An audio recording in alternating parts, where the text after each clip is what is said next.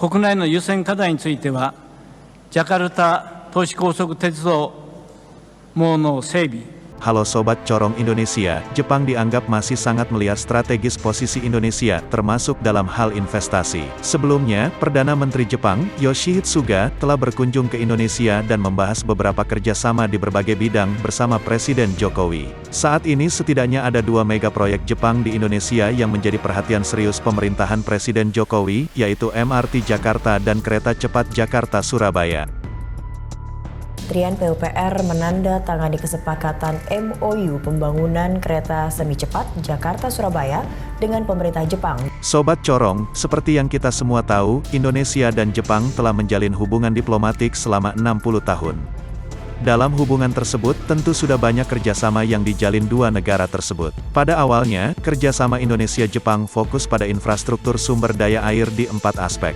Keempat aspek itu yakni pengembangan dan pengelolaan sumber daya air, pengurangan risiko bencana banjir, pengurangan risiko bencana lahar, dan konservasi pantai. Pembahasan soal pengelolaan sumber daya air. Dikabarkan pemerintah Jepang akan mengirimkan stafnya untuk membantu Indonesia dalam menangani banjir. Namun, saat ini kerjasama tidak hanya di bidang sumber daya air.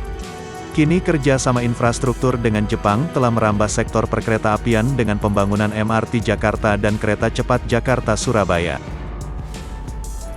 Di sektor transportasi sendiri, Jepang memang sangat intens dengan Indonesia. Sobat sekalian, proyek MRT Jakarta Fase 2 ini didanai oleh pemerintah Jepang melalui Japan International Cooperation Agency atau JICA dengan mekanisme step loan atau tit loan. Sehingga proyek itu hanya bisa digarap oleh perusahaan Jepang sebagai kontraktor utama. Dan saat ini, sudah ada 2 proyek pengerjaan kereta yang berjalan yaitu Kereta Cepat Jakarta-Bandung yang dikelola oleh PT Kereta Cepat Indonesia China atau KCIC dan proyek Kereta Semi Cepat Jakarta-Surabaya yang juga dikerjakan pemerintah bersama JICA. Bahkan, studi kelayakan kereta canggih ini sempat dikerjakan pemerintah Indonesia dengan Japan International Cooperation Agency. Sobat Corong, melalui lawatannya ke Indonesia beberapa hari lalu, Perdana Menteri Jepang, Yoshihide Suga mengatakan bahwa Jepang akan secara mantap memajukan kerjasama di bidang infrastruktur seperti MRT, kereta semi cepat jalur Jakarta-Surabaya, pembangunan pelabuhan Patimban, pembangunan pulau-pulau terluar hingga kerjasama untuk meningkatkan ketahanan ekonomi. Jawa Kita Kansen Tetsudo Kosoku-kaパテンバン港の建設及び運営、離島開発等のインフラ協力や経済強靭化に向けた協力を着実に進展。 Adanya kereta cepat Jakarta-Surabaya ini menjadi salah satu alternatif transportasi. Kecepatan rata-rata kereta cepat ini diperkirakan sekitar 140-145 km per jam. Adapun kecepatan maksimum yang bisa ditempuh yakni hingga 160 km per jam. Dengan demikian, waktu tempuh Jakarta-Surabaya bisa dipangkas sampai menjadi 6,5 jam. Nah Sobat Corong sekalian, flashback beberapa hari yang lalu, Perdana Menteri Jepang sempat melakukan kunjungan ke Indonesia bertemu dengan Presiden Jokowi. Selama perjalanan resmi pertamanya ke luar negeri sebagai Perdana Menteri, Yoshihide Suga juga bertemu dengan Perdana Menteri Vietnam Nguyen Xuan Phuc. Dengan ini, muncullah berbagai spekulasi, mengapa Suga mengunjungi Indonesia dan Vietnam dalam tur resmi pertamanya ke luar negeri. Japan and Vietnam have agreed to step up security and defense cooperation. The accord has come during talks in Hanoi. Secara alamiah, Suga tentu akan memilih mengunjungi Asia Tenggara.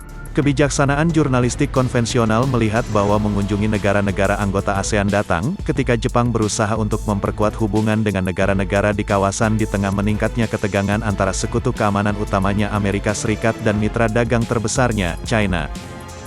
Itu pendekatan yang sangat masuk akal. Namun, argumen itu belum menjelaskan alasan rencana kunjungan Suga hanya ke Indonesia dan Vietnam, bukan negara-negara ASEAN yang sama penting lainnya. Vietnam yang merupakan ketua ASEAN serta Indonesia sebagai negara dengan ekonomi terbesar di ASEAN, dianggap akan bisa memberikan pengaruh penting bagi kebijakan luar negeri Jepang di kawasan tersebut. Posisi Indonesia dalam kancah geopolitik global, khususnya kawasan Asia Tenggara, kian penting. Tak lain dan tak bukan dari dipilihnya Indonesia sebagai negara kedua setelah Vietnam.